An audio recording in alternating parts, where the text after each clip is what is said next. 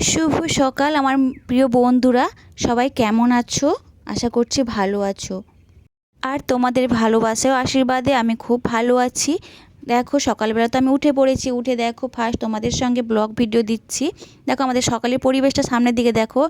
তো ধান গাছ, তো ধান চাষ করেছিল সবাই। তো সেই ধানগুলো কাটা হচ্ছে। দেখো ওই দেখতে পাচ্ছ কুয়াশা, তো কুয়াশার জন্য মানে ঠিক মতো দেখাতেও পারছি না। তো তোমরা হয়তো দেখতেই পাচ্ছ। তো দেখো কত ধান কাটা হয়েছে, ধান অনেকটা কাটা হয়েছে, আর কিছু লোক ধানও কাটছে। তো আমাদের গ্রামের এই সোনালি ধানগুলো দেখতে না খুবই ভালো লাগে, পুরো সোনার মতন চকচক করে একদম। তখন ধান যখন ছাড়ানো হয়ে যাবে তখন পুরো সোনার মতন, একদম সোনালি মতন এত সুন্দর লাগে। আমি তোমাদের কাছে নিয়ে চলে এলাম একটা নতুন একটা ব্লগ ভিডিও নিয়ে।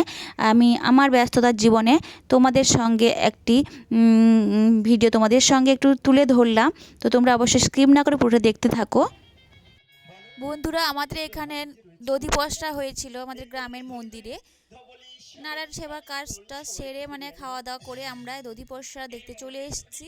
তো আমাদের ঠিক আমাদের পাশের গ্রামে হয়েছিল দধি পসরা। দধি পসরা দেখতে না খুব ভালো লাগে, তাই না? খুব সুন্দরও হচ্ছিল, মানে প্রতি বছর আমাদের এখানে হয়। তো তার জন্য ছুটে চলে যাই দধি পসরা দেখার জন্য। তো বন্ধুরা, খুব ভালো লাগে না, তাই না? বাড়ির সমস্ত কাজ কর্ম সেরে চলে এসেছি দুপুরের। এই আমাদের দধি পসরা গান হচ্ছিল, মানে আমাদের গ্রামের এখানে দুপুরের মানে খাওয়ারের ব্যবস্থা ছিল।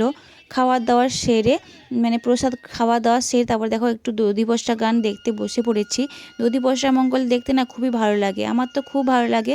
তো গ্রামের সবাই প্রতি বছরই হয় আমাদের এখানে, তো কেউ না দেখে আর মানে যেতেই পারে না।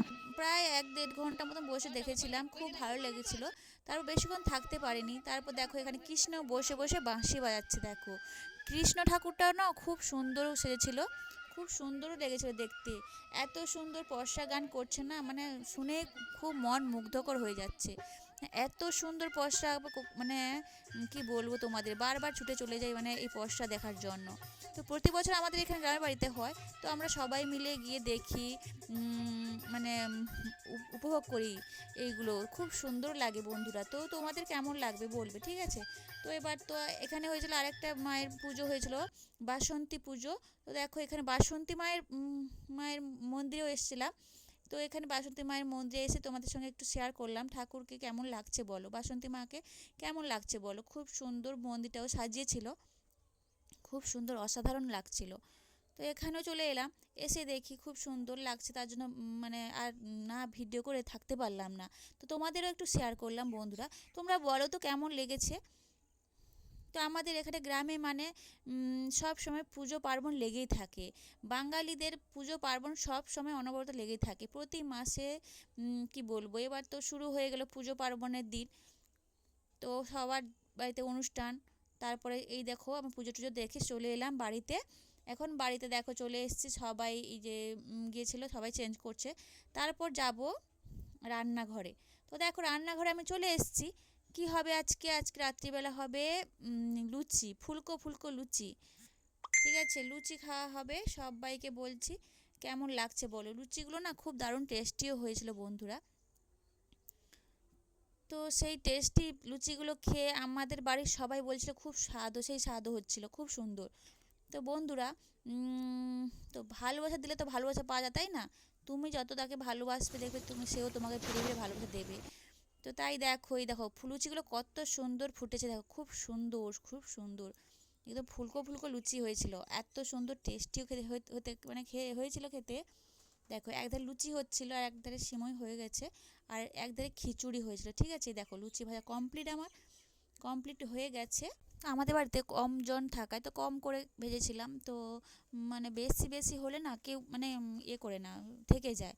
তার জন্য দেখো লুচি হয়েছিল আর একটা মটর আলু তরকারি হয়েছিল। দেখো এরপর আমি তো লুচি আর তরকারি দিয়ে দিচ্ছি খাবে তার জন্য। দেখো খুব সুন্দর লুচি হয়েছিল, আর দেখতে না সেই লাগছিল পুরো। দেখো এখানে তরকারি দেবো, মটর আলু তরকারি হয়েছিল, খুব সুন্দর টেস্টিও হচ্ছিলো বন্ধুরা। কি বলবো তোমাদের, সেই স্বাদ, সেই স্বাদ। দেখো এই দেখো আমি লুচি আর আলু তরকারি বেড়ে দিয়েছি, ওরা তো খাবে গরম গরম লুচি আর তরকারি। ঠিক আছে বন্ধুরা, সবাই চলে এসো আমাদের বাড়িতে। তো লুচি তো খাওয়া হয়ে গেছে আমাদের। দেখো ওরা তো এখন খাচ্ছে ছেলেরা লুচি আর মটর তরকারি খেয়ে বলছে মা খুব টেস্টি হয়েছিল। হ্যাঁ, তারপর বলছে মা আবার একদিন বানাবে তো, এই রকম বলছিল। মানে এদের কি বলবো, এদের যখন যেটা ইচ্ছে করবে সেটা খাবে, খেতে দিতে হবে, তাই না? তো আমাদের তো কর্তব্য, তার জন্য দিতেই হবে, কোনো কিছু করারও নেই। দেখো খুব সুন্দর তৃপ্তি সহকারে দুজন খাচ্ছে। তো খেতে খেতে দু ভাই বোনের মানে ভাইদের বলছে দাদা তুমি একটা আরেকটা নেবে নেবে এরকম ভাব করে বাবা বলছে, ঠিক আছে। তো সেখানে তো তারা তো খাচ্ছে।